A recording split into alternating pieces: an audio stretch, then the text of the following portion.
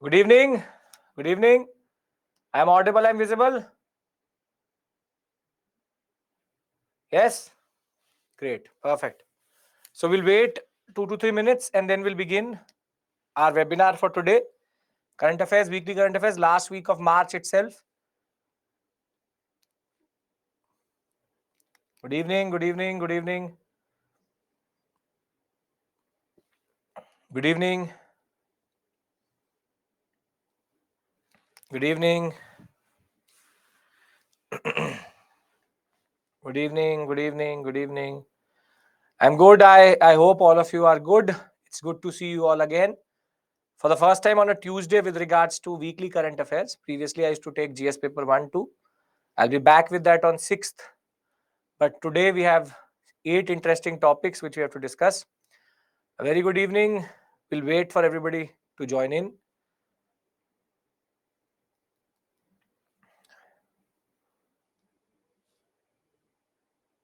No, Prekshita, I don't have to. Good evening to all of you. Yeah, Kalpana, you can. This is from 8:30 to 10:30. Yes, Madhur, in a way. Sir, how many weeks we should follow webinars? Franka, till the examination, every week till the last month itself.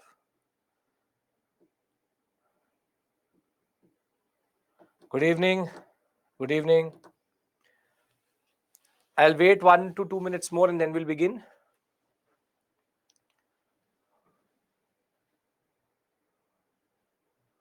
Kapil, good enough, but that's technically good in a way. For anybody, 2023 May makes no sense. The paper would have been made in March or April. So May will make no sense at all. For anybody who's appearing in 2023, for anybody who's in 2023,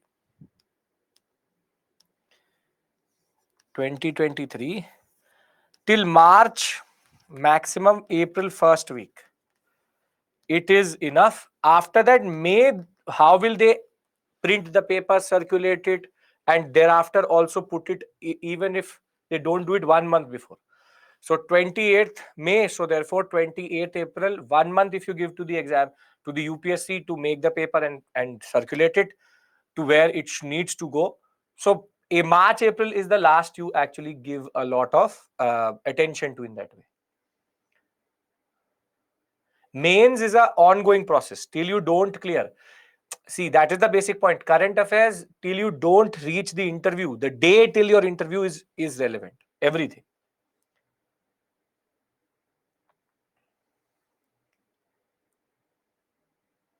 Okay.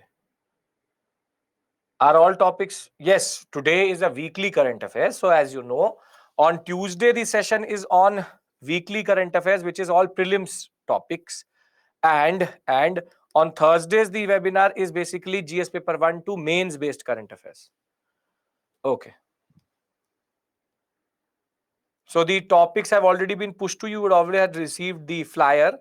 8 very interesting topics. We'll discuss that. See, firstly, I hope that you're giving the full course tests which are now being pushed to you. So we have already gone through the 19 sectional tests now in your mains, the prelims test series itself. The first full course test has already happened on Sunday. Second full course test is again next Sunday. So I hope that now you are attempting for 2023. The more you practice, the better. Solving questions will never kill you or never be problematic generally. And more than that, it is a good way of evaluating your preparation for the examination. You learn something also in that sense. So I hope that you're doing the full course test. Thereafter, these are the 8 topics we discussed today. First, a very interesting development with regards to bedaquiline. Bedaquiline, a very important drug for tuberculosis, TB. Then 2 indexes, world happiness and terrorism. Then Androd, the INS Androd, very interesting anti-submarine warship. Cobra Warrior, SCO shared Buddhist heritage. A seaweed and how it has become a problem, commercial seaweed farming. And thereafter, reach out scheme from the Ministry of Earth Sciences generally for the people. Now, for some of you, I just have come out of class itself. But for a lot of you, good evening, and it's good to see you all again. And as I said, it's a Tuesday webinar, so it has to be prelims oriented. And very simply, these topics are relevant for this year also. So please pay attention generally. And as I said, current affairs is an ongoing process, be it Thursday, be it Tuesday. The basic point is till the day you don't give your interview, all current affairs is important generally. But for 2023, if you want to stop, you can stop for May for sure. Till second, third week of April, you should follow current affairs generally. Okay. Now, is everybody ready? Can we start our discussion for the first topic? Can we do that? Yes, we can. Very good. Now, the basic structure is going to be the way I teach in class also, which is that I'll give you the basic idea, then we'll go into the nitty-gritty, and then we'll again go into the summary of the topic and one prelims question to practice this topic itself. So every topic has a prelims question in the end. We'll use the polling feature. I would expect you to be a part of it and understand it. Okay, now you can attempt the sectional tests already. It is already uploaded to the portal. Every test which you've not given is already in the portal itself. Now, the first topic is related to a TB drug called bedaquiline and Johnson & Johnson's attempt to extend a patent. So there are 2-3 issues which are related to this topic. First is what is tuberculosis. Second, the multi-drug resistant tuberculosis concept. Then the concept of intellectual property rights and patents. And thereafter, the last but not the least, the aspect related to what is called evergreening. It's called evergreening in the way that how patents are misused over a period of time. Now, very simply, the first point is what is TB.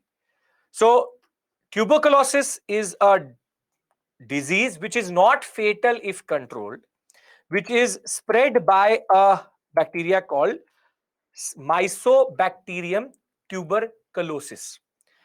And tuberculosis generally affects the lungs. However, it can affect the spine, kidney, brain, and remain dormant for a period. And that is why there are 2 types of tuberculosis. One is called latent and the other one is called active. Very simply, you and me can have the TB bacteria within our lungs, but it could be latent. It's not spreading. It's not giving us the symptoms. It's like basically being an asymptomatic TB patient.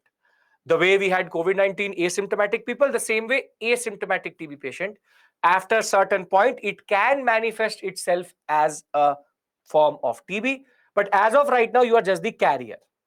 But unlike COVID-19, where even if you're asymptomatic, you're spreading it, TB latent TB does not spread. Tuberculosis generally remains in the lungs. However, it can have other places also. And TB does affect a lot of people in India.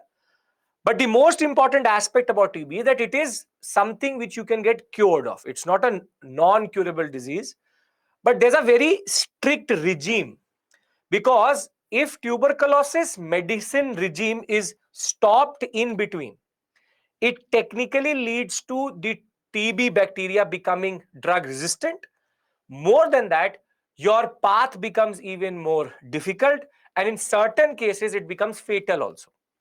So very simply, the fact is that if you do get TB, if you get caught at a stage in which you have not reached the second or third stage, initial stages, and nowadays there is a concept of AI-based understanding of TB itself. There was a very interesting article how there needs to be an adult vaccine for TB generally, and more than that, we can use AI machine learning based diagnostic tools to catch TB at a very, very nascent stage itself. But the aspect is very simple, which is that TB, if caught at a certain point, there are multiple drugs which are there, medicines which are there, and it can turn out to be non-fatal. It can turn out to be non-fatal. But for example, if you had to eat the TB drug for 4 weeks, and if you complete the course, that for 4 weeks, you have to eat a certain medicine, TB can be controlled. It may come back later if you are exposed or your immunity falls down, but generally TB can be cured.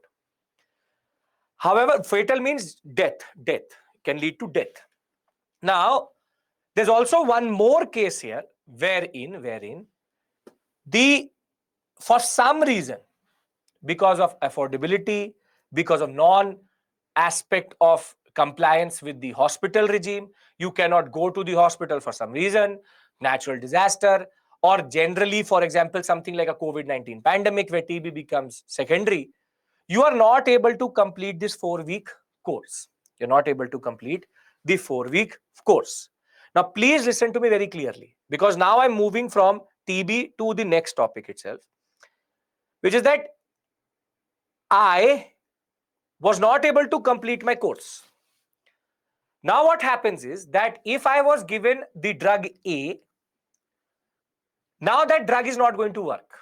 Now that the drug is not going to work because my bacteria, the Mycobacterium tuberculosis, which is inside me, has already seen this medicine.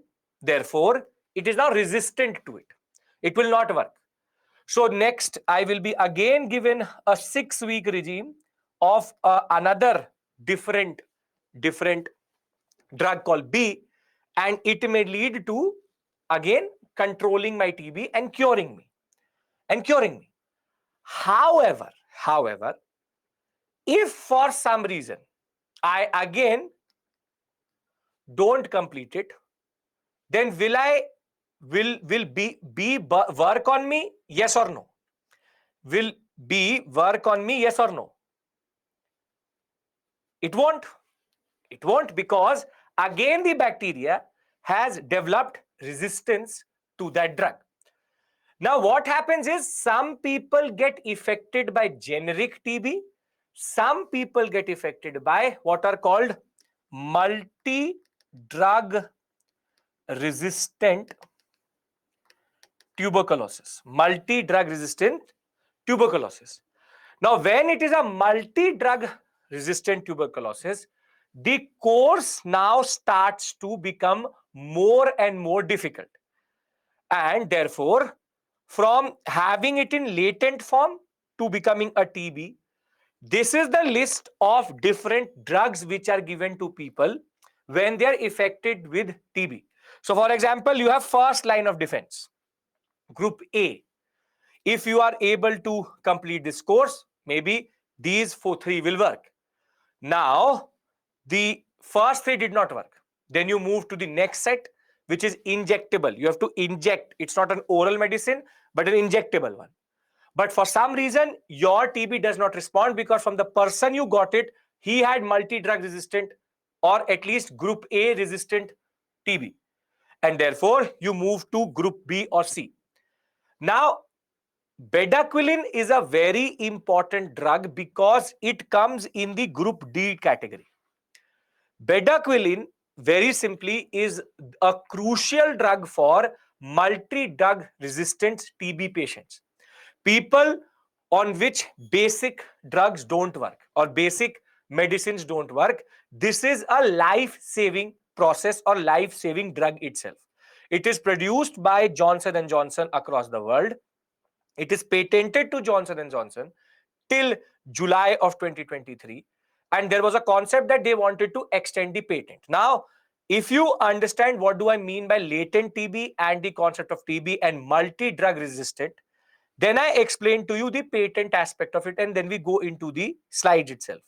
Do you understand the concept of multi-drug resistant TB and the concept of how you can be cured of TB until and unless you don't fully become resistant to multiple drugs itself? So very simply, tuberculosis is a bacterium-based disease.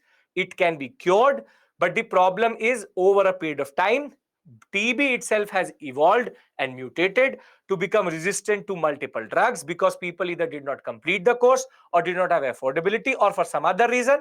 Generally, now TB has become a little bit lethal and fatal because there are multi-drug resistant TB variants which don't work with regards to certain important forms of drugs, and therefore there is a need for bedaquiline, a very important multi-drug resistant TB drug generally. So I'll repeat it through the PPT. We'll talk about the patent aspect second. First is, what is tuberculosis? It's an airborne disease caused by Mycobacterium tuberculosis. It attacks the lungs, but can also attack the kidney, spine, and brain. Mostly people develop two types: latent and non-latent. Latent or active. Latent is when it is in your body but is not giving you symptoms. You have the bacteria but it is in dormant stage. Active is when it becomes properly active, and I have a slide for that also. It is not treated properly, then can become fatal, which leads to death. Now, what is the concept of latent and active TB? Latent TB is when the TB is living here. Tuberculosis, Mycobacterium tuberculosis is in your body but is not growing. It does not make you feel sick, asymptomatic, cannot spread, but can lead to you becoming a patient of TB later. And when you are active TB patient, you can spread it, you have symptoms also, and you have to go through a certain type of medication. So there are two basic things here, very simply: TB, latent TB, and TB disease. Now comes the drugs which are used to control, or medicines which are used to control what we call as TB. There are basically four groups which are there. And out of the four groups, the first two are basically the most simplistic, straightforward for TB variants which have not developed what is called multi-drug resistance. Bacteria starts to get exposed to a certain drug, it starts to develop resistance to it, therefore it will not work on the bacteria itself. And therein comes a very crucial drug called bedaquiline, which is basically the only one of the only two drugs are only there which are there for multi-drug resistance TB in the world, patented to Johnson and Johnson till July of 2023. Are we clear with regards to this? Can we move to the second aspect of this topic, which is intellectual property right, TB, and the concept of evergreening? Yes, we can. Okay, very good. Now, please understand. The simple point here is that Johnson and Johnson holds bedaquiline patent. Now, what is a patent? Patent basically is a intellectual property right tool. So there's a WTO very important agreement which is called TRIPS, trade related intellectual property rights. Within that, patents are what are called monopolies on certain technology, certain design, certain medicine, certain drug, certain vaccine. Basically, no one else can produce it if you have a patent. It is an original composition. It should not be obvious.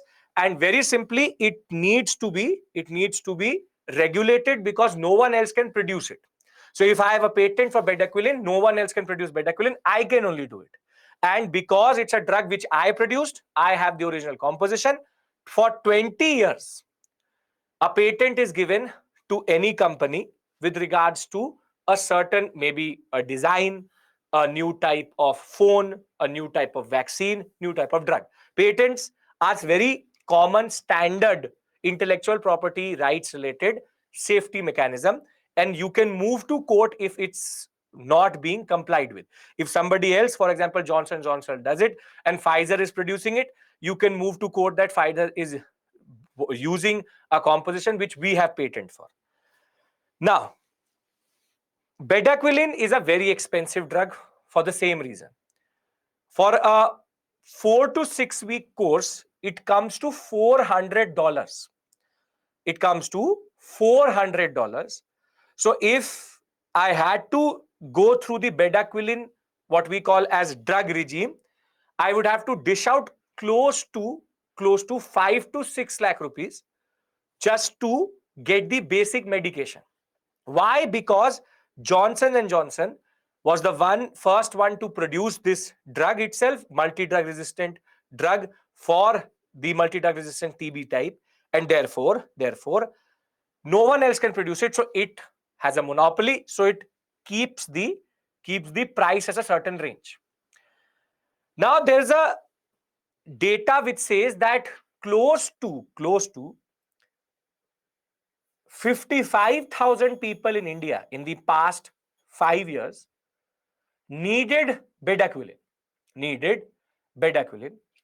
However, only 10,000 got access to it because of Johnson & Johnson patent and the expensive nature of bedaquiline. Now, why am I discussing this concept with you here and why is it so important for your prelims examination? Because Johnson & Johnson, the 20-year period of the patent was getting over in July of this year. And Johnson & Johnson wanted to get the patent again under a concept of what is called evergreening. What do you mean by evergreening? See, very simply, this is a strategy which is used by the pharmaceutical companies to extend their patents beyond 20 years. So what happens is that I had a mixture, a certain mixture. For example, I used to give erythromycin and paracetamol together. That I have a drug which is a very unique combination. So I got a patent on it. So bedaquiline, there was a patent which was given to me because I produced it in the best way possible. But now that 20-year period is getting over. Now what to do? So what they do is that they change the dosage. They say that previously bedaquiline was needed in 100 doses. Now it is only needed in 50 doses. They said that this is a better drug. This is a better version of bedaquiline. So therefore, you give us the patent again. This is called evergreening. You reapply for patent via just changing the dosage. Now, what I do is that after 20 years, now I cannot use the dosage concept. So I go for the third, which is that I change the name of the drug itself and say that this is a child specific model and this is a specific for adults. So I'm using the same drug, but I'm using it in a different composition. And therefore I say, again, give me a patent.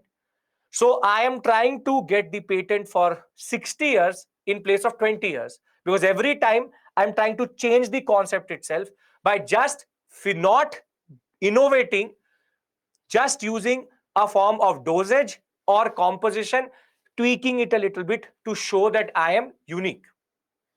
This is called evergreening.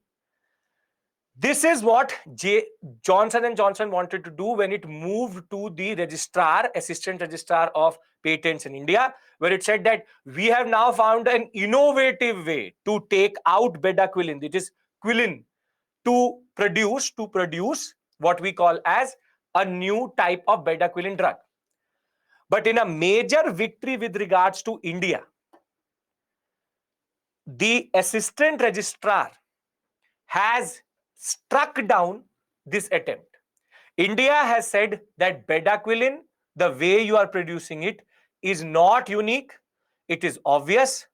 Therefore, your patent with regards to bedaquiline will not be extended beyond July of 2023. And it's a major victory for us as Indians because now generic drugs of bedaquiline could be produced. From $400, it will come down to $50. And what we believe is that generic bedaquiline could be a game changer with regards to our fight against TB. And this is why this news becomes important because there are multiple issues embedded in it. First, the concept of multi-drug resistance TB. Second, the concept related to how there is a process of multi-drug resistance which is developed within TB itself. And third is the concept of patents and evergreening, a strategy used by pharmaceutical companies to extend their patents beyond a certain period just by deceiving the patent authorities. And in India, they were not smart enough to deceive us in that way. So is the basic point of this article clear? Then I go into the process of understanding it in much more detail. Is the basic point clear? Yes, it is. Very good. So we've already discussed how TB can be fatal if not controlled. Further, we discussed the latent TB and the concept of TB drug generally. Thereafter, there is a whole list of, you don't have to learn it, but just remember bedaquiline name for sure, the term itself. This is a whole list of drugs which are used for TB at different stages in that sense. However, as I said, currently bedaquiline tablet is priced at close to $400 per 6 months treatment. And according to data in 2019, close to 55,000 patients in India needed bedaquiline because of its multi-drug resistant, what we call as the way it responds to multi-drug resistance TB. And only 10,000 people got access to it because of its expensive nature. And since 2007 itself, Johnson & Johnson has been indulging in what is called evergreening, a strategy to extend patents and retain revenue from them by just claiming an extension on the patent. So now, what is the concept of evergreening? Evergreening is the concept of having an original drug, which is then just given a new form with regards to new dosage and then given a new formula. Therefore, it is used by pharmaceutical companies to very simply push the patent and the revenue flow to allow them to retain the patent and not allow affordable generic drugs to come into the market. So very simply, India has struck this down. And India very simply has said that the way Johnson and Johnson moved towards again extending the patent beyond 2023, two TB survivors moved to the assistant registrar of the patent itself. And while Johnson & Johnson argued that their method of deriving quinolone, which is the underlying most important component of bedaquiline, we said that the way you are trying to extract it is not unique, it is obvious. And therefore, under Section 3D of Patents Act in India, this substance cannot be patented further. And why is this a major victory? Because this will allow a lot of Indian manufacturers to basically produce this drug at a very cheap rate so as to give accessibility to the people. So this concept is very simple, and I'll revise it with you and then move on to the next topic before I give you the question itself. The very simple concept is, and I'm repeating myself here, please pay attention. TB, Mycobacterium tuberculosis, it becomes latent and active based on how it is responding to your body.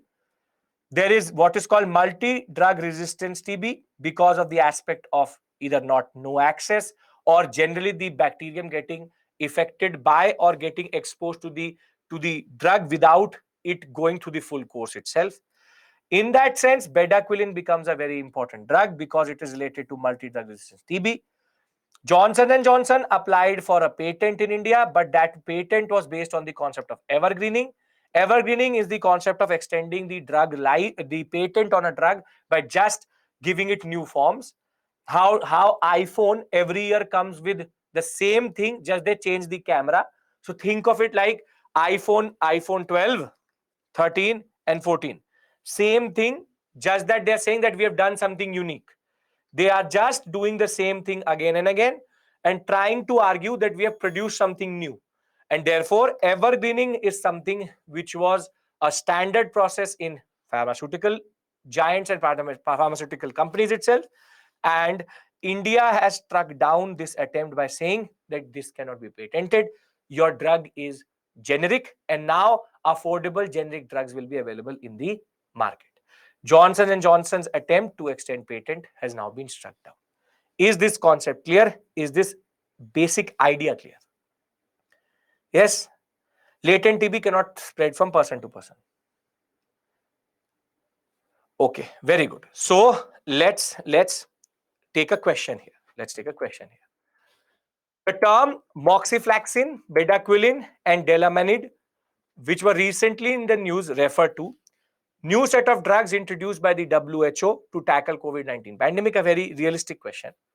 Pesticides used in production of millets in India, drugs used in the treatment of various forms of tuberculosis, drugs used in the mitigation of the Nipah virus. Come on, everybody has to give the answer to this question. Come on. I'm pushing the poll to you. Please answer. Don't have to write it there. Please interact with the poll itself.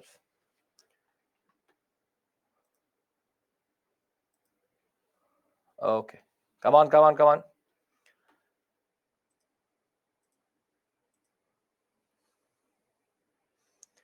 And if you find this question easy, it's not an easy one because you're introduced to this concept in the examination. You can easily get caught up in something else. Okay. Perfect. 3%, 2%, 93%. But remember, right now you remember it. Right now you remember it. You have to remember this word for sure, because over a period of time you will start to forget it. But very good. Perfect. Answer is C. Moxifloxacin is the first drug, group A. Other two are basically multi-drug resistant, bedaquiline and delamanite. And it is a treatment for tuberculosis, not related to millets in India, but millets has been pushed quite a lot. So you remember, millets related questions can come. Thereafter, not related to COVID-19 pandemic and not related to Nipah virus. Not related to Nipah virus. It is related to tuberculosis. So before I move to the World Happiness Index, are we clear with regards to the first topic itself? Do we know what is the concept there? Yes, we have. Perfect. Great. Now, let's move to the second topic, which is World Happiness Index.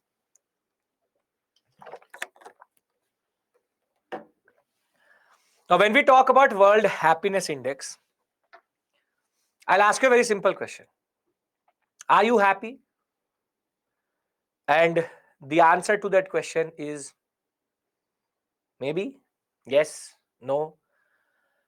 But as per this index, for sure, we are not happy. You may be happy, but this index says that we are not happy. This index says we are not happy. Now, see, indexes generally are important for the examination. There is a index which the Sustainable Development Network pushes. For you, what is more important is basically what are the parameters which are used and what is the ranking of India. But if I had to ask you, we know the answer is till I don't clear UPSC, I'm not happy. Once I clear it, then I'm happy.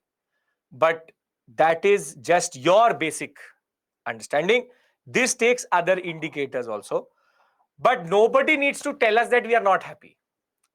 As a country, we are happy, but there are irritants in that way. Not everything is sorted in India, but generally we are happy. But according to it, we are not that happy. Very unhappy in that sense. Very, very unhappy. There were news saying India is an unhappy country. Sure, why not? But for you and me, according to this report, our neighbors are more happier than us. Even Sri Lanka in that way. So it is a little bit flawed in that sense, because it is based on indicators which don't affect you and me. You tell me, if our GDP is quite high, does that really impact you or not? Your salary should be high or low. The GDP of the country impacts you generally. But today or tomorrow, the GDP does not impact you. So therefore, there are certain things which are related to these parameters, which makes no sense. So what I'm trying to argue here is that it's an index which talks about happiness, and everybody should just move to Finland in that way. But the basic point of the matter is that how do you define happiness is an ethics question. And if you've done GS paper 4, you would know that happiness is a very subjective thing. I could be happy with 1 lakh rupee, you could not be happy with that 1 lakh rupees. So happiness is a very subjective thing, but give it to the Europeans to figure out a place, the concept of happiness, and put it into an index also.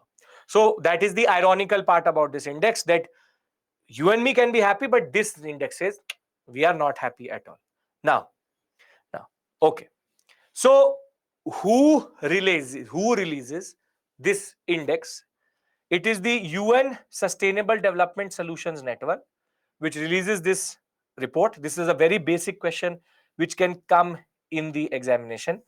Very, very important aspect. Now, what is this body? So the Sustainable Development Solutions Network, the SDSN, basically under the aegis of the United Nations Secretary General, tries to globally bring up indexes and concepts which can help in promoting what are called the SDGs, the Sustainable Development Goals, and the Paris Climate Agreement. And it was launched in 2012. Basically, since 2012, it tries to see how people can in a way embrace the concept of sustainable development goals, and over and above that also it promotes and pushes the governments via certain indicators to go for these goals itself. So it's a UN body, and it's related to the concept of sustainable development goals. Now, the first aspect which was important for your prelims examination was UN, the body itself which releases this report. Now, the second most important aspect is what are the parameters? What are the parameters which are used to come and develop this concept itself? How does the World Happiness Index come to a certain conclusion? And there are basically 6 indicators which are used to come to this basic conclusion. First is called real GDP per capita. Now, per capita means per person. So, the real GDP is divided by the population of that country so as to get the real GDP per capita. But now, what is the difference between real and nominal? So, nominal GDP and real GDP the difference would be inflation. So, when you adjust the GDP for inflation, you automatically get what is called real GDP. And how do you do it? Very simply, by the concept of a GDP deflator. Now, again, I'm introducing certain concepts to you which you would know in economics. If you don't, very simply, you go for you convert nominal GDP into real GDP by dividing it by the GDP deflator into 100. But then what would be a GDP deflator? See, GDP deflator basically is the concept of you divide the GDP at current prices, which is the prices which are there in that year, for example 2022, and you divide it with the GDP of the base year. Base year could be, for example, 2014, and into 100, and you get GDP deflator. Now, again, this concept we don't have to solve it, but I'm explaining it to you generally, which is that GDP deflator is, yes, nominal GDP upon real GDP into 100. Basically, GDP based on that current year and the GDP of the base year gives you GDP deflator. And therefore, real GDP per capita is something which is taken as an indicator. Now, tell me, if a country has big population or small population, which is at an advantage in this indicator? A country with a big population or a small population? Very good. A small population.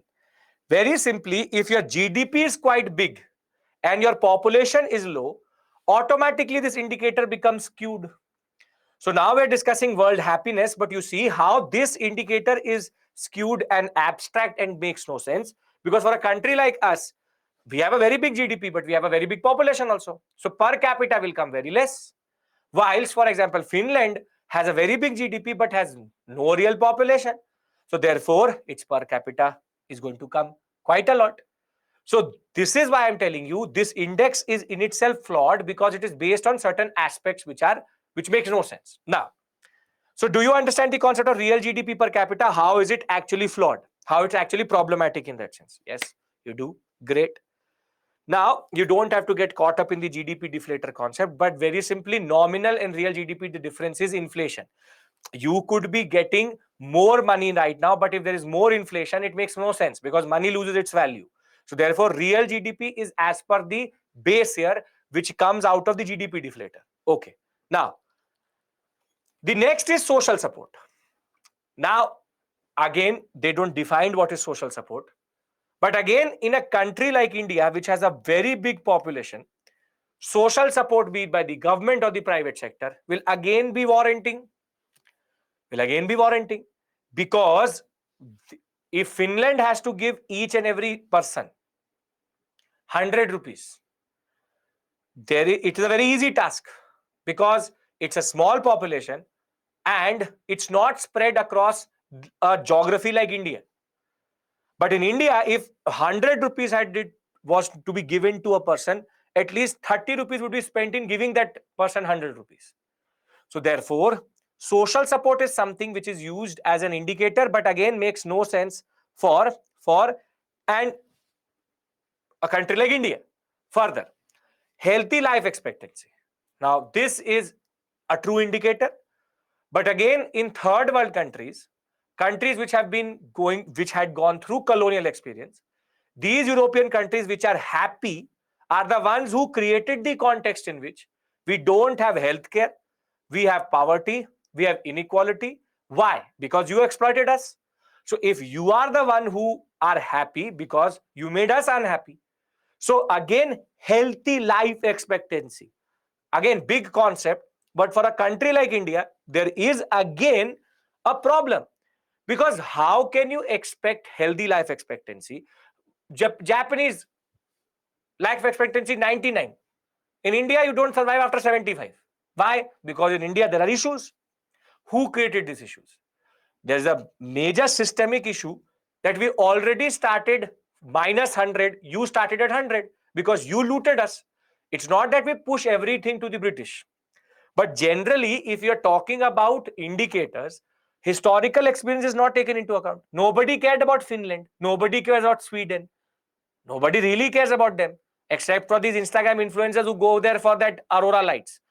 Do you have ever in your life thought in your living room what would be happening in Finland? No, you don't care about them. But India is a country which impacts everybody. We are a superpower and we are trying to become, and we are technically a culturally very diverse power. So, Finland and what they do, nobody matters. Never colonized, never anything. So then they are happy because they never went through the same experience as India. Then, the most absurd out of them, freedom to make choices. You tell me, do you have the freedom to make choices? Are you preparing UPSC because you had a choice? Or you are doing it because generally India has a lot of issues related to employment. We are here because government naukri. Is the concept of government service. It's a choice for sure, but we are pushed into that choice. How do you define freedom of choice? How do you define freedom of choice? I buy a Wagoner. Don't I have a choice for BMW? Don't I have a choice for a Mercedes? Freedom, if I have the freedom, why not? But then the real GDP per capita tells me that I don't have the affordability only. So again, how do you define freedom of life choices? I want to be in a career. So either we are a doctor or an engineer or UPSC aspirant, or we are doing law nowadays. So how do you indicate for freedom to make life choices? You tell me. You tell me. Because if I had a choice, I would have the best car, the best house, and most amount of money. But in India, freedom to make choices is indicated by social support and real GDP per capita. So I could have easily told you the indicators. What I'm trying to tell you is, don't let a European tell you you are happy or not happy, because these indicators are flawed in themselves. So realistically, in India, nobody has a freedom to do anything, because we are pushed into certain things because of societal pressure or certain circumstances. See, if I had a choice, I would not work only. Why would I work? Forget UPSC. Why would I work? Give me social support. I will not work only. So how is there freedom to make life choices based on the concept of real GDP and social support? It's a flawed indicator. Then generosity. Again, abstract European concept, generosity. Well, I give money to the beggar also, but that is not generosity. I should go and give money to a NGO. I don't have money to technically pay my rent. Why will I go and give it to an NGO? So, do I want to be generous? Yes, I want to be generous. But do I have the money to give it? No. Then what's the point? Sample size is a problem, but the point of this whole index is problematic. Because how do you generalize Generosity. What is generosity? I want to give 1 million to Bill Gates Foundation. But do I have 1 million? No. So I want to be generous. The Finnish people have a lot of money. They can do that.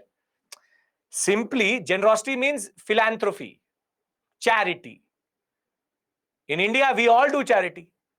Why not? We all do charity. But that is not defined within this concept. Generosity means charity, philanthropy. Now, perception of corruption. Again, interesting concept. There could be no corruption, but in India, perception of corruption is there. Nick corrupt hai. The corruption is there.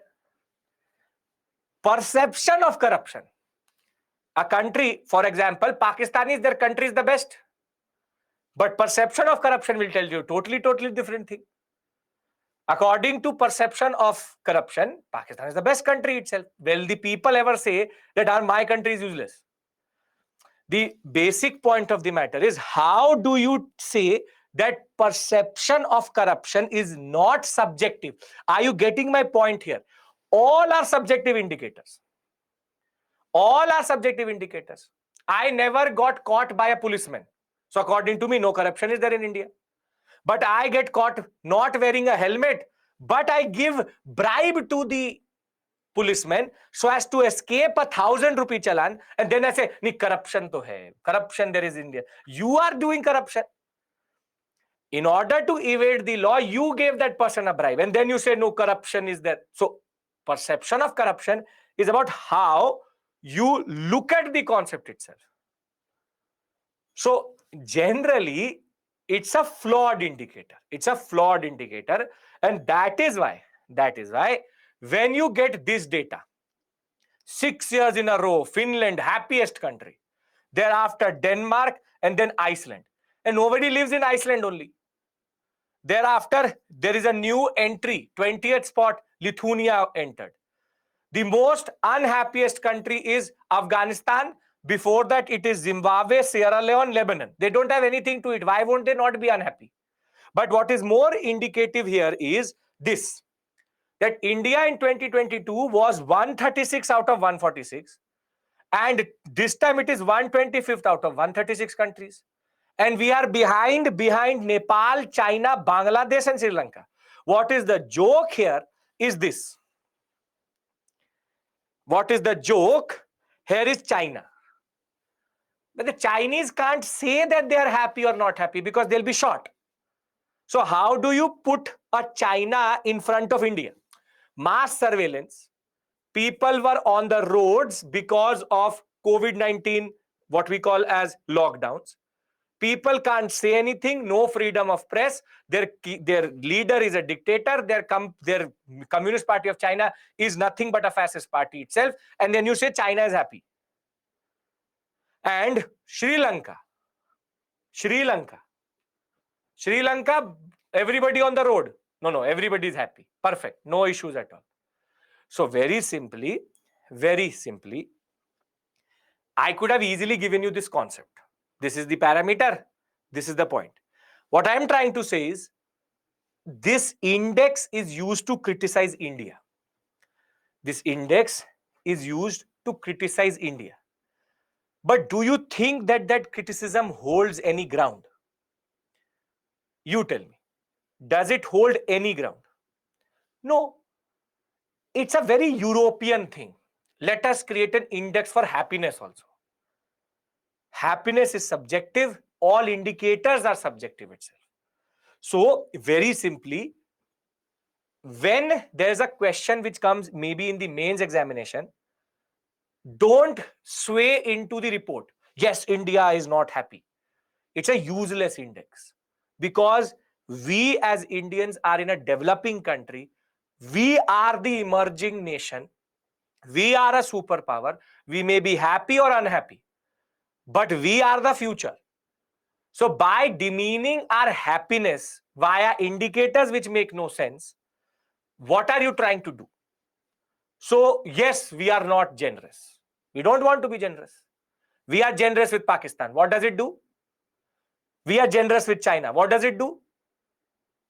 We give social, we are ready to have no corruption. Perception of corruption is zero. We can be the most corrupt country, but where perception is zero, everybody is corrupt only, so zero perception. It's a problematic aspect. And it does not look good if China and all are in front of India, because that is not the real picture of how things work in that country. We are a country with fundamental rights. We are a country with the Supreme Court. We are a country where we can say things. It's not a country of mass surveillance in that sense. Are we clear with regards to this topic? Very simple topic, very straightforward topic, but a very ironical index and report in that sense. Clear? Yes? Okay, very good. So let's take a question here.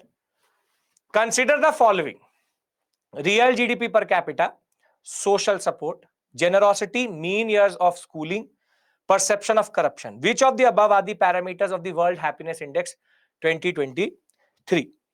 Okay, come on, everybody, 30 seconds to all of you. And okay.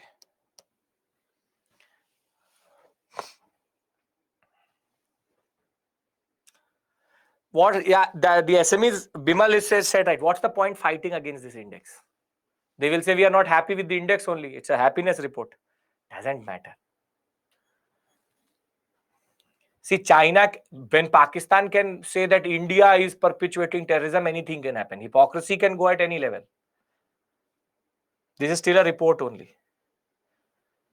Come on, very good. 86%, very good. This is again a very realistic question. These type of questions come in the examination. What happens is, because over a period of time, you start to lose this basic concept. Therefore, it becomes hard to remember. But it's a very easy question. Very easy question with regards to that. Okay, 26586. See, mean years of schooling is used in which report? Is used in which report? Which index uses mean years of schooling? Come on, tell me. Very good. Human Development Index uses mean years of schooling. 4 is incorrect. 4 is gone. 1, 2, 3, and 5, which is this: social support, generosity, perception of corruption. But remember, HDI uses mean years of schooling as an indicator. So again, an easy question. Very easy question. Okay. Can we move to the next index? Global Terrorism Index. Okay, great. Now, when we talk about Global Terrorism Index, again, straightforward, but here there's an interesting data, because we tend to believe that terrorism, it's not gone anywhere, but we tend to believe that terrorism is increasing. Terrorism is increasing. But if you go by this indicator or index, the data suggests otherwise. Even before I tell you which is the country most affected by terrorism, guess. Guess. Not our neighbor, not our neighbor. Let's not be emotional.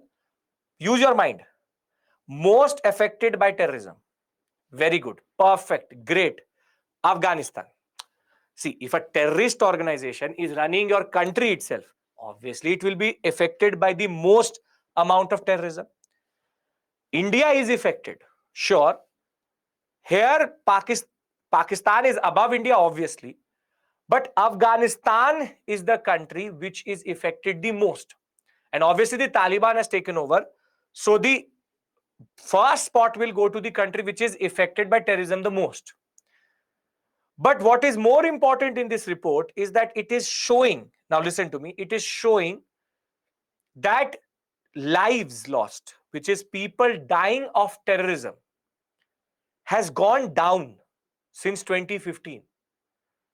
And it has, we believe that it is steadily increasing or would be stagnant, but it has actually gone down. The simple point is that this is something which we will not be able to come to if it is given to us in the examination. It will seem as an absurd statement, but it isn't. And that is why you need to pay a little bit of attention to what it is technically trying to talk about. Now, the first and foremost point is, the report is produced by whom? It is produced by an institute called Institute of Economics and Peace. It's not a UN body. It's an institute. It's a research institute. It's a think tank which does it.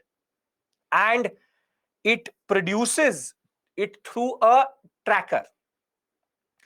And Terrorism Tracker is basically a portal which records all terrorist attacks, and it has been recording it since 1st January 2007. And according to this database, between 2007 and 2022, 66,000 terrorist incidents have happened across the world. Across the world. Now, for you, what is more important is, first and foremost, very easily, the concept of Institute of Economics and Peace. Second would be the aspect related to Terrorism Tracker. It is a portal which technically tracks terrorist activities. So their data set would be based on the 66,000 terrorist incidents which have happened. Specifically, they see year on year, basically 2022, 2021, 2023. They will say or see how there is a change. Now, what is more interesting to us is its findings. Now, what does it say? Globally, the deaths from terrorism fell by 9% to 6,701, which is a 38% decrease since 2015. Why would in 2015 be terrorism or terrorism based deaths be highest? Can anybody tell me what is the correlation here? What was the organization which was at the peak in 2015? Very good. ISIS, which is the Islamic State of Iraq and Syria, was basically the reason why ISIS pushed the numbers quite high. Now, globally, the number has fallen. But our perception tells us that has not happened. That has not happened. But basically, the drop is significant, 9%. And since 2015, 38%. So, close to 10 to 15,000 people were dying during this period. And basically, it has moderated to 6,000. It's still a very big amount, but there is a decrease in absolute data. Now, it does not, what Terrorism Tracker is a portal. Now, it does not come as a surprise to us that South Asia remains the region with the worst average GTI score. Obviously, the country, if you take Pakistan to Europe, and the GTI score will become problematic there also. South Asia is Pakistan and Afghanistan, specifically Pakistan. So therefore, GTI has to be bad. So if somebody asked me to guess when was the GTI score, which area is the GTI score least, I would automatically say South Asia, because Pakistan, Afghanistan, Iraq, Iran, all the four are here only. Now, the terrorist GTI is Global Terrorism Index, GTI. Now, the total recorded death was 1,354 in terrorism in 2022. But can you tell me a flaw in this data? Can you tell me a flaw in this data that it says 1,354 deaths because of terrorism? There's a flaw in this concept itself. What is the flaw? Can anybody tell me that? The flaw is basically this would be reported deaths. This is only the data which was reported. Now, most of the terrorist activities and what happens is underground. And it's just randomly based on data which comes out of governments. Now you tell me, does the government always give the right data?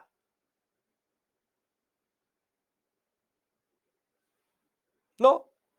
So most probably this data has been deflated. It would be higher, but they have deflated it, depreciated it, so as to make it look that not a lot of people died. So this index is also based on just approximation, and it's an obvious index. But be it 6,000, be it this 1,000, the problem is all is approximation. All is approximation. Further, what it says now, I hope you understand the point that basically everything is just based on governmental data. Government data is always deflated. According to the British, only 500 people died in the Jallianwala Bagh incident. So if we go by that terrorism tracker, then a lot of people did not die in COVID in Jallianwala Bagh also. But you can never trust what is given by the state itself. Therefore, if Afghanistan or Pakistan, according to which it is the best country and has no terrorism itself, and India perpetuates terrorism on it, you think that the Islamabad is going to give the right information that how they have terrorist camps, how they've killed so many people, they're now ready to kill their ex-prime minister just for politics? No. So the countries which are reporting this data itself are run by terrorist organizations. So the problem is that this data itself is skewed. It's problematic. This is the problem with indexes. Further, the Islamic State still remains the most deadliest terrorist group affiliated, 8th consecutive year itself. But what is more interesting is that there's a surge. In Pakistan, the second largest surge in terrorist related deaths were seen in 2022 with 643 deaths related to terrorism. India ranks 13th. India ranks 13th, that it is the 13th most affected country by terrorism. And Afghanistan remains the most affected for the 4th year in a row through the attacks and deaths, though the attacks and deaths have decreased, but that is all based on skewing of data, how states have skewed the data with regards to how Taliban is not going to report any form of atrocities or terrorist activities, because that is nothing but the process of the concept of governmental action. And I can guarantee to you, in Global Terrorism Index 2024, Afghanistan will go away from this list and go to 9th, 10th, or even 2nd, 3rd. Why? Because the reported data out of Afghanistan will start to get totally distorted, and they will not report only. And because it is based not on first-hand information, but a random tracker, the data itself is not reliable. But for you, what is more important is 13th on the global terrorism list when it comes to India. Are we clear with regards to this discussion? What is it and what have we understood till this point? I am going to ask you a question now for prelims. It is a very interesting question based on a perception. But is this basic concept clear? The Institute of for Economics and Peace, and further terrorism tracker, and Afghanistan most affected, Pakistan second largest surge with regards to deaths, and India 13th. Perfect. Now, what is the challenge which still remains? What does the report says with regards to terrorism in the world? This is a mains-ish portion wherein terror financing has now become a major issue for governments with Bitcoin, with cryptocurrency. The fact of the matter is that the bodies which are funding the terrorist organization, they are finding more and more new ways to do that, and it's become harder and harder to track how money reaches terrorist organizations. As it is, there is state funding, for example, Pakistan and Afghanistan, but terror financing generally is something which is going to become more and more problematic only, because money is laundered through terror financing, cryptocurrency is being used for terror financing. The basic point of the matter is the more anonymous the transaction becomes, the more problematic it becomes from the state. Drug money goes into it, and generally state actors are paying these terrorist organizations. So therefore terror financing remains a problem. And as much as emerging technology is helping us track terrorists with regards to drone technology, unmanned surveillance, they are also using the same technology to do more terrorism. So now, with access to rudimentary drones, with access to rudimentary technology which is available to most of the terrorist organizations, the threats have also changed. The threats have also changed with regards to how, for example, there was a major attack on an Indian Air Force base, not based on a human attack, but a drone attack. So the problem is, as technology changes and it becomes more and more accessible, it also becomes a problem for us, because then we cannot predict, or we have to be ready for new types of threats. Last but not the least is politicization of counterterrorism. Politicization of counterterrorism is a very simple concept. Very simple concept. China blocks India's all attempt, or attempts generally, in the UNSC to enmark a person as a global terrorist. Yes or no? Has China done that via its veto in the UNSC? It has. Therefore, resolution 1267, or be it global terrorist tag, which India wants to provide to a lot of terrorists in Pakistan, China blocks it. Pakistan is protecting its own terrorist organizations and terrorists. Therefore, this politicization of counter-terrorism is a major issue with regards to how countries are not understanding the quantum of what is happening. So, from terror financing to technology to politics, terrorism is changing and is finding new ways. However, we are getting caught up in more and more politics. More and more politics. And therefore, this index remains relevant generally, but indicates and implies to a certain interesting development which is happening with regards to the numbers itself. Terror financing, very simply as I said, is how terrorists get funding from state and non-state actors, and digital, cryptocurrency, and generally money laundering channels go through these terrorist organizations. Yes, can we now take the prelims question? Very good. Okay. Now, consider the following statements. Deaths due to terrorism across the world have been steadily increasing since 2015. The Global Terrorism Index 2023 is released by the UNDP and the UNSC. Which of the following statements are correct? Come on.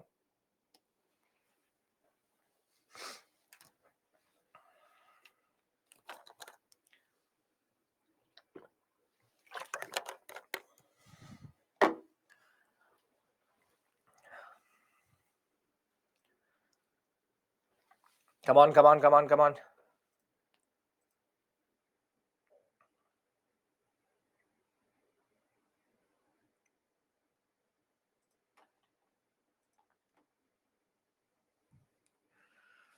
Now here people got caught up.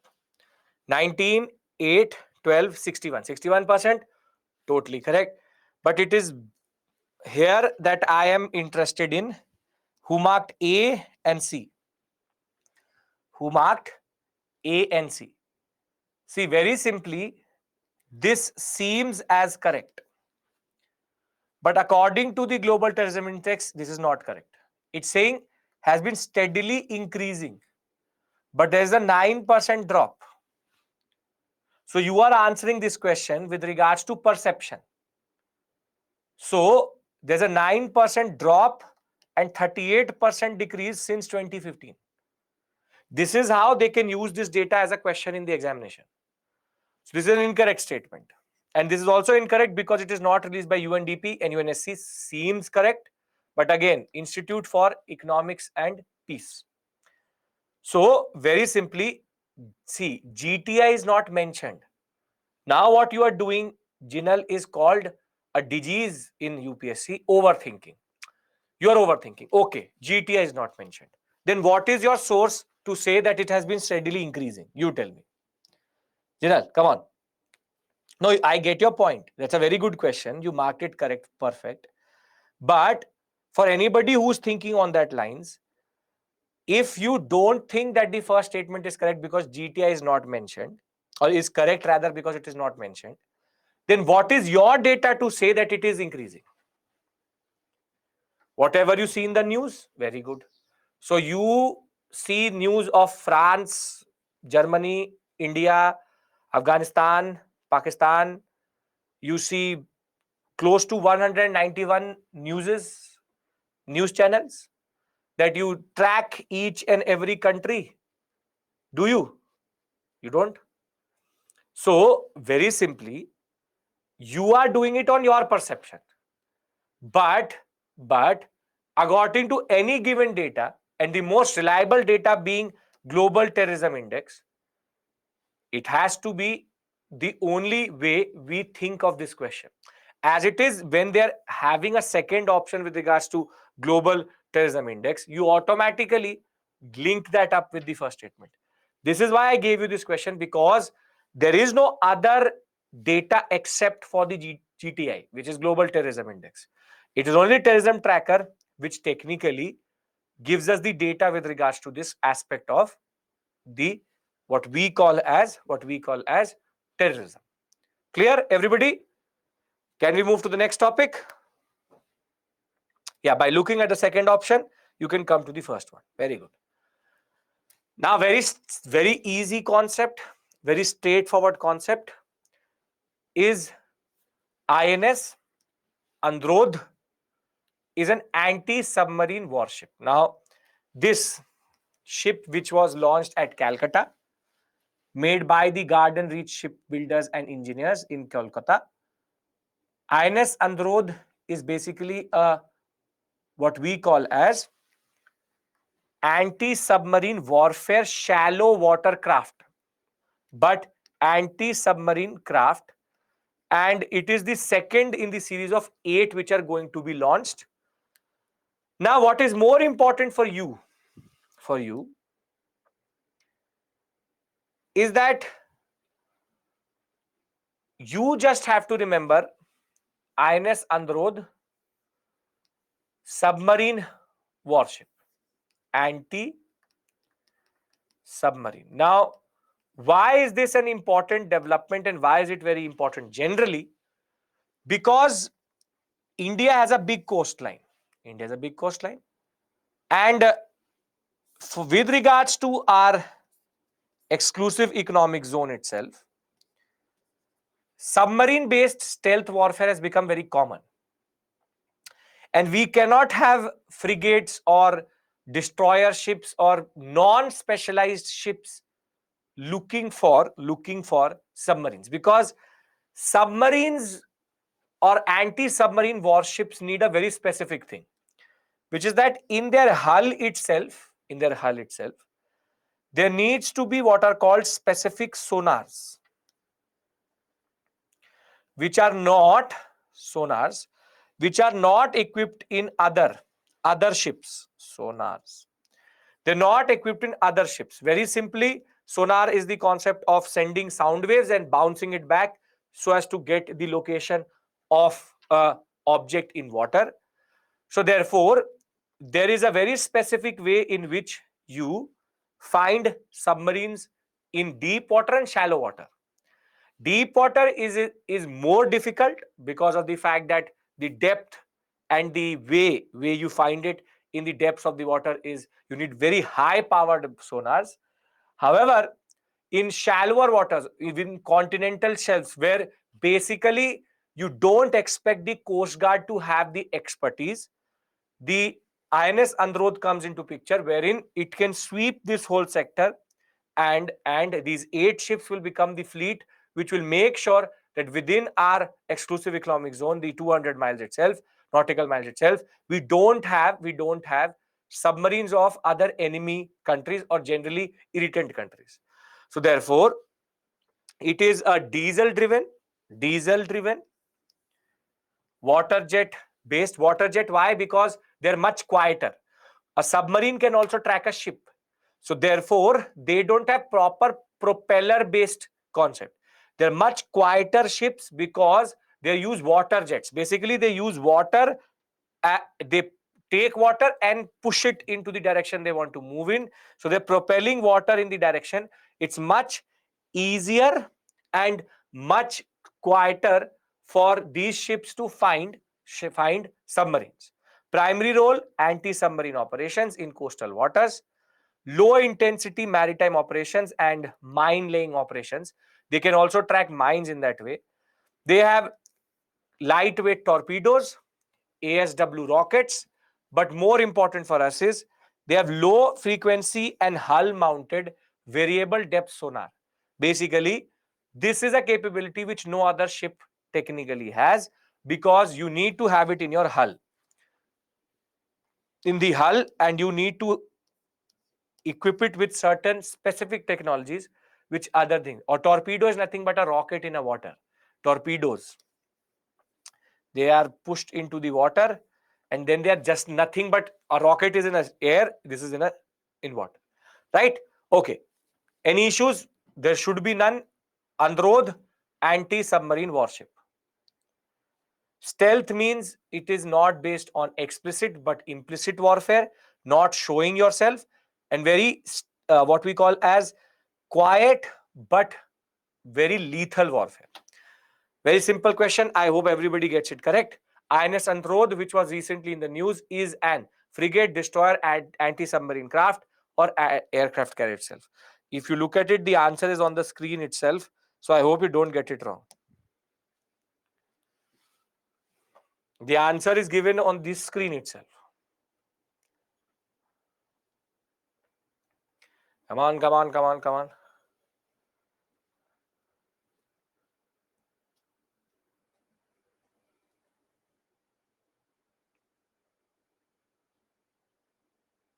Yes, it is indigenously developed.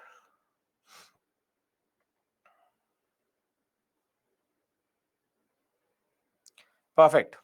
95% C, 3%, 1%, 1%. I hope that you are doing it on purpose or you're doing it by mistake. But the answer is given here only. Anti-submarine INS Androdh. See, frigates and destroyers are a big ship, a big warship is called a destroyer. A smaller, much quicker version of it is called a frigate. Okay.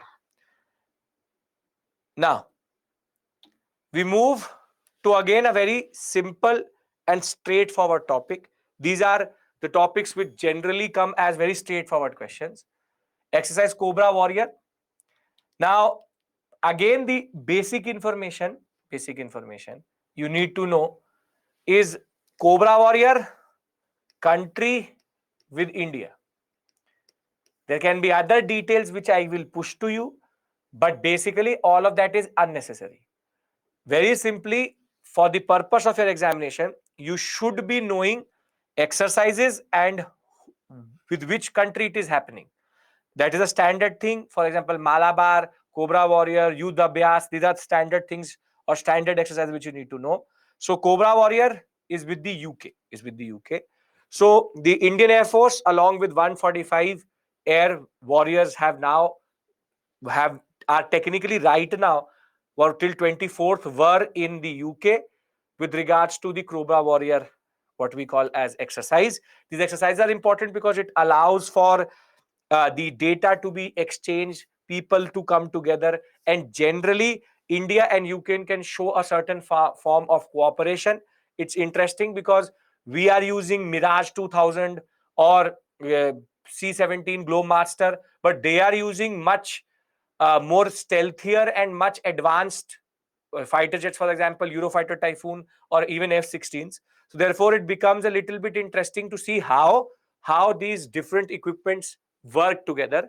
We were going to send actually the LCA Tejas, but Tejas was not free. Tejas was busy in another exercise. So therefore, Tejas are indigenously developed small, what is called third generation aircraft, was not available. So we sent Mirage 2000, technically a French made Dassault Mirage 2000. And in this exercise, Finland, Sweden, South Africa, USA, and Singapore have also become a part of it. So it becomes even more interesting because different countries are there. For us, we've sent these two basic what is called C-17 Globemaster, and this is Mirage 2000 single engined aircraft itself. This is again 3.5 generation. Can't call it a 4th generation fighter, but we have now, the basic purpose of this is to learn from the best practices of other air forces, see if there is compatibility between the data, and very simply it's an exposure and hopefully, fortunately, there is no war in the world explicitly like the First World War or Second World War. So therefore these become the way in which different countries cooperate with each other and also see if the equipment is working or not.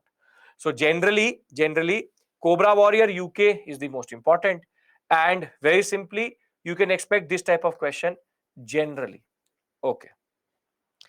The military exercise Cobra Warrior is conducted between which countries? Very simple question. Come on.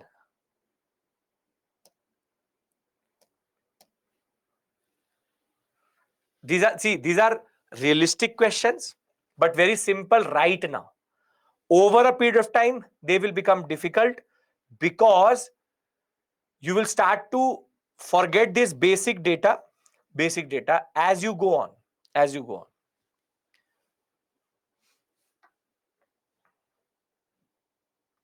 Yeah, the cheating aspect was removed. Realistic means representative of the pattern. 90% A, 631. Again, yes, this is the answer. India and the UK. US, India, no. Japan, India, US, no. India, Saudi Arabia, no. Again, it's just pushed in that sense. Saudi Arabia participated Gokul. For sure. Perfect. No issues. But is it primarily a exercise between India and Saudi Arabia? No. So again, overthinking. Don't do that. Primarily, it is between India and UK. Other countries can join. Why not? Right. Okay. Now comes these three topics interesting generally. First is the Shanghai Cooperation Organization and how we are pushing for soft power. So there was recently a conference which was conducted by the Shanghai Cooperation Organization. It's an interesting organization, generally SCO, because India, Pakistan, China, and Russia all come at the same forum itself. And generally, the tension between India and China and Pakistan comes to the fore itself. But India has found another way. To push for what we call as cooperation in this sector via what we call as Buddhism. Because Buddhism links most of South Asia, Southeast Asia for sure, and China with India and its heritage, we are now finding new ways to use what is called a soft power. A soft power, which is that we are using culture as a form of cooperation. But the first and very basic question would be, what is SCO? SCO is Shanghai Cooperation Organization. It's basically for economic cooperation along with defense, but more the word which they use is strategic cooperation. It's an interesting set of countries which come under SCO, Shanghai Cooperation Organization. China, Pakistan, India, Tajikistan, Uzbekistan, Kyrgyzstan, Kazakhstan, and Russia. So therefore, it is India plus the Central Asian sector in a way. And it's all about economic cooperation. And very simply, the way SCO allows for these countries to at least be on. Iran has been allowed, it has not formally entered. It has been allowed, sure. Formally, when it will enter, I will update it here also. It has been in principle said yes, but it has to enter formally. In principle, every country is agreeing, but it has to enter formally, which has not happened. So the day it will do it, I will change it here also. Don't worry. Now, what they've done is basically India has found a way to bring these countries together, which is shared Buddhist heritage, as a conference which happened in the last week or so. And under it, Russia, China, Pakistan, Tajikistan, Belarus, Bahrain, Myanmar, UAE, and even Kazakhstan came together, and basically the scholars talked about how Buddhism links all these countries, and have certain reminiscence of that. And basically, the aim was to re-establish the trans-cultural linkages and commonalities in Buddhist styles, art styles, archaeological sites, which are throughout these countries. So therefore, see, basic point is it's not something where you need to remember the purpose. It's just that India finds it very difficult to push anything in the SCO. As it is when India entered, so Russia made India enter, so China said Pakistan should also enter. So we don't see eye to eye to these countries. So therefore, SCO has more or less become redundant for India. As much as SARC has, as much as BIMSTEC is becoming more and more useless for us. This is also an organization which had a lot of potentiality, but again gets caught up in geopolitics. So therefore, for us, this is an important moment because we find at least Buddhism and culture as an concept which allows for intersection, and more than that, shared culture. So it's a very interesting move for India generally to use Buddhism, Now, a very simple question, but again difficult in the context of the examination. Consider the following: India, Pakistan, Belarus, Bahrain, China. Which of the countries are members of the Shanghai Cooperation Organization? Right? Okay.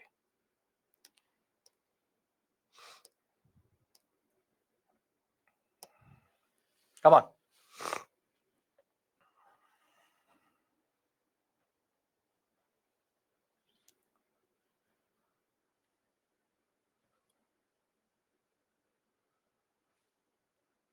These are the smaller topics. Very easy, very standard, straightforward topics. Don't have to complicate it. Just have to remember for the examination.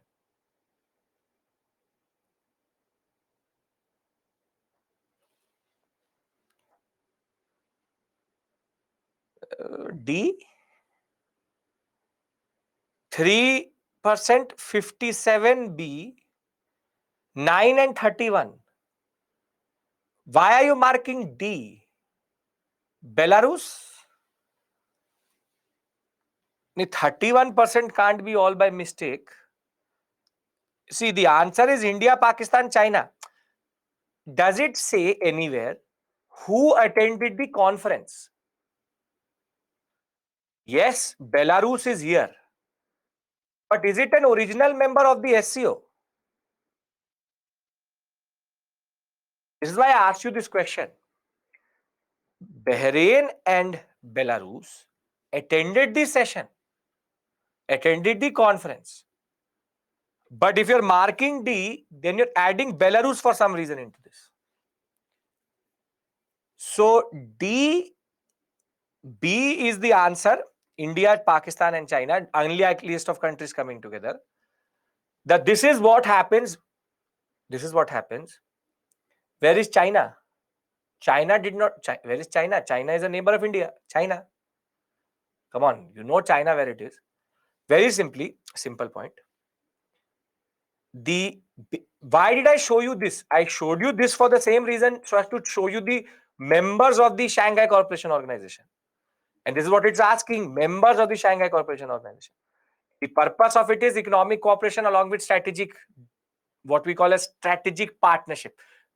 There's something called RATS under it, which is basically anti-terrorism activities. But with Pakistan being in it, anti-terrorism becomes useless. But see, again, if you're asking me founding members, have I asked you the founding members? Have I asked you that? No. Then why are you complicating it? Belarus may have applied for membership, but has it got membership? Why are you adding current affairs to more current affairs? Because then what you're doing is basically Half close eyes, as one of you said very well. Half close eyes, Buddhism. What? Please, simple. It's a very simple question. In the exam situation, it becomes even more difficult. If something is not confirmed, it is not correct.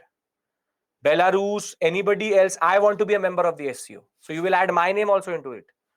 No, no. Belarus has shown interest, but has it become a member of it? No. So keep it simple. Keep it simple, no overthinking. Can we move to the next topic, the last major topic? Are we clear with regards to SCO? It's not a difficult topic, straightforward very. Okay. What is the need of SCO? Then what is the need of the UN only? It's technically undercutting the American politics. It's about undercutting America-based organizations. That's the basic point. Okay. Now, this word which you see, Capsicus alaverzi, this is basically the scientific name of what is called seaweed. Seaweed is something which can naturally grow in oceans, in rivers, even in lakes. Though it's called seaweed, it can grow in any water body. And you would have seen it for sure. You would have seen it for sure how basically there were water bodies in India which have this green colored plant on it. Technically, it's not a plant, it's an algae. But basically, water bodies in India start to get covered by what we call as seaweed very quickly when the nutrient content of that body starts to increase. It's called eutrophication. Basically, nutrient content starts to increase. So algae bloom is not technically seaweed. This is physical growth of algae, or what we call as a plant-based algae on the surface of the water. On the surface of the water. But seaweed is not a good it's not a bad thing. It's a good thing. It has anti-inflammatory, what we call as analgesic. It's used for medicinal purposes. In Japan, in parts of China, it is eaten also. It has a lot of nutritional value in that sense. So seaweed is not a bad thing. Basically, in India, what has happened is commercial seaweed farming has become a little bit problematic, because what it is doing is that it is now affecting the corals. So first I'll tell you what is seaweed. See, seaweed, or what is called Capsicus alaverzi, is the name given to many species of marine algae and plants that grow in water bodies such as river, seas and oceans. Seaweed is found in the shores across the world and is commonly a food staple in Asian countries. Has numerous benefits with regards to nutrition, anti-inflammatory, antimicrobial aspects itself. And economically and generally for the ecology, by using seaweed, you can actually absorb excess nutrients and balance out the ecosystem as a bioindicator. Basically, it's a bioindicator. It tells you the health of the ecosystem also, but also can be used to remove excess nutrients out of a body, therefore balancing the ecosystem. So algae bloom would be the opposite spectrum, which is eutrophication. This is basically, if this starts to grow, it uses that nutrients and takes away nutrients out of the water body itself. So it's a very standard food staple across the world, and it has medicinal purposes also. It has medicinal purposes. It's technically not properly a plant, but an algae based plant. So basically it becomes in between that. Now, in India, it has become problematic. Because it has now started to affect corals. Now, there is, in this map of the Indian Express, you can see there are certain areas in which we do commercial seaweed farming, because it can be sold, it can be exported, it is used also. However, what has happened in the Gulf of Mannar, which would be the Sri Lanka and that India sector, Gulf of Mannar, This seaweed has now started to spread into the Gulf of Mannar uninhabited islands, which are coral islands. Now, corals very simply need sunlight. They are not in very heavy, what we call as depth. They are in shallowish waters. Therefore, they need sunlight. Now, if you have seaweed on the surface of the ocean or the sea, will sunlight go down? Yes or no? No. Therefore, what is happening is that whilst 18 villages were cultivating seaweed in the Palk Bay, what has happened is that close to 6 islands have got affected, which are marked here, and 15 other islands are now going to get infected later. However, from this sector, it has now become a lethal concept in this area. Now, corals dying is not a good thing, because corals themselves are a very important, what we call as ecosystem within the marine biome itself, and therefore the seaweed is now deliberately entering into certain sectors. And the basic point of the matter is, a weed which we introduced for economic purposes is now destroying the ecosystem of this sector. So, very simply, recently dead coral reefs were observed in Tamil Nadu on one of the 21 uninhabited islands of the Gulf of Mannar Marine National Park. And basically, all these islands come under the Gulf of Mannar Marine National Park. And the primary reason behind it is this, that this seaweed is covering the surface and taking away the sunlight. And this is not even on the side of the islands, but seaweed very quickly grows, and it has now gone into uncontrolled cultivation. Now, if we talk about the basic, what we call as data with regards to seaweed itself, the fact is in 2021, we were cultivating 34,000 tons of seaweed, and thereafter the center pushed in 600 crores to increase it to 11 lakh tons, or what we call as 11.85 million tons, 1.1 crore tons in that sense, by 2025. So there was a push by the government of India itself to cultivate it more. And therefore 750 farmers were engaged in seaweed farming, because it can be exported to Japan, China, and other seaweed producing eating countries, and for medicinal purposes also. And 18 villages in Ramanathapuram, which is Rameshwaram itself, and the area around it started to now go for a seaweed park. However, this Capacus alaverzi is a species which invaded 6 of the other 21 islands in an uncontrolled way, and therefore has killed the corals in this sector. And it's not that this seaweed is benign everywhere, be it the coconut islands in Hawaii, in Venezuela, in Tanzania, in Costa Rica. This seaweed has now technically damaged a lot of ecosystems, and specifically the corals. So why am I discussing this concept with you? Very simply because first you need to know this word, Capanicus, the Kappa ficus alaverzi. Second is, what is seaweed itself? Seaweed is used for what we call as eating and medicinal purposes.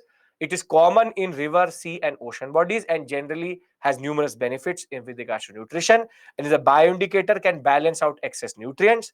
But in India, there is now a disaster which is happening right now, because the simple point was, controlled seaweed cultivation has led to uncontrolled spread across the Gulf of Mannar, what we call as national park itself, and therefore this lethal spread can in turn kill corals, and that in turn is not a good thing, because it is destroying a whole ecosystem within the marine biome itself. Is this clear? It is not an invasive species, but if it becomes very uncontrolled, it can become an invasive species. Very good. Okay. So if it is clear, let's take a question on this. Second last topic after this last topic. Seaweed are many species of marine algae plants that grow only in the ocean. It is used for anti-inflammatory and antimicrobial purposes. Come on, which of the following is correct?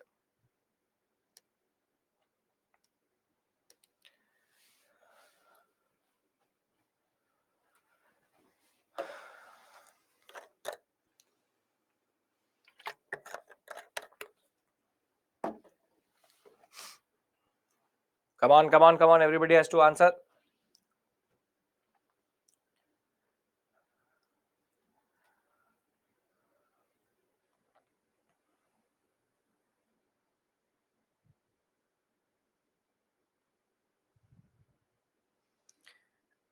%59% if you are correct. B, 6, 59, 26, 10. Now tell me one thing.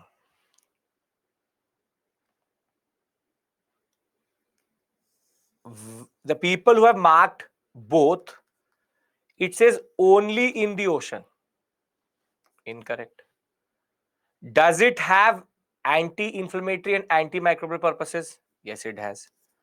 So either you are not reading closely, or you are reading closely but you are overthinking about it. So very simply, it says seaweed, marine algae only in the oceans. So very simply, answer is 2 only. It is not only in oceans, but in rivers and even lakes. Any water body. Any water body. The word only itself was an extreme statement. Right? With this, we move to the last topic, small topic. I already been a long day for you all. The basic point is, what is the reach out scheme? Now, for you, nothing related to the scheme is relevant other than the ministry, because that is the only question which can come. The basic point is, reach out scheme is about earth sciences, how we research about the earth. So the Ministry of Earth Sciences is there. First, a lot of you would technically not know there's a Ministry for Earth Sciences itself. There is something called Ministry of Earth Sciences.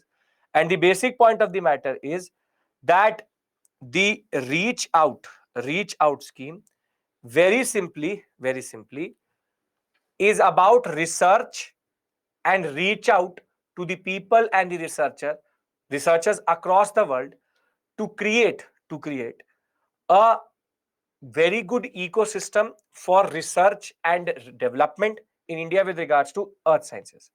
So the Union Ministry of Earth Sciences has now launched what is called research, education and training outreach, reach out, and it's about implementing the capacity and increasing the capacity building of the Ministry of Earth Sciences itself. Now, what is the basic point here? What are the basic, simple, straightforward points here? The first is that it's about R&D, Earth System Sciences. Thereafter, International Training Center for Operational Oceanography, basically ocean research. Program for Development of Skilled Manpower in Earth System Sciences, basically desk, which is we need people to use this equipment and understand it. The scheme is going to be implemented for the entire country, not for just state and UT wise. And the main objective of this basic scheme is R&D, develop useful collaborations with international organizations, and develop skilled and trained manpower in earth sciences. So it's a very earth sciences, earth sciences, earth sciences. The simple point of the matter is, reach out scheme is about Ministry of Earth Sciences creating an ecosystem for the people to understand the importance of earth sciences itself, and we getting the expertise and the professionals and the skilled manpower in this sector.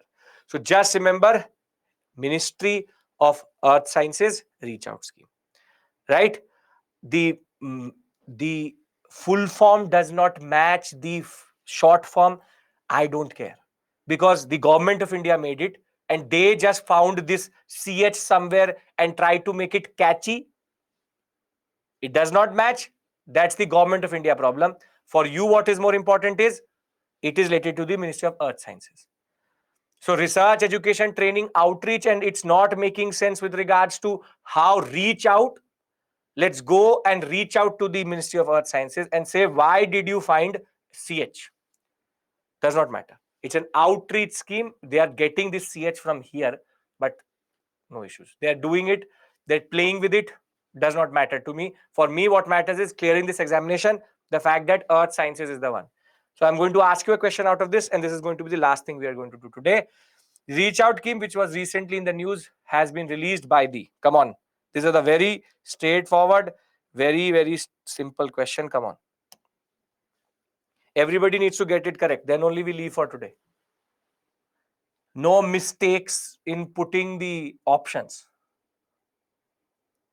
Outreach, Divyani, means that they are trying to go and collaborate and cooperate with people who have the expertise in that sense.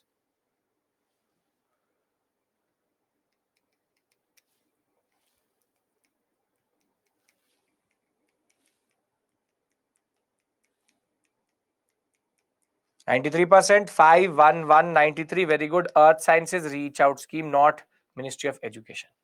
So, very simply, with this, I would thank you for your cooperation and your patience. Take care. I'll see you on 6th April with the GS paper 1 and 2. I hope that you understood all the 8 topics. Very simply, we try to understand the smaller parts, the basic points. For you, generally important. Remember where it's only the name and the ministry or the name and the purpose. Remember that itself. Thank you. Take care. And for some of you, I'll see you tomorrow in class at 5 o'clock. If not, on 6th April for sure. I will see you. Take care and bye-bye.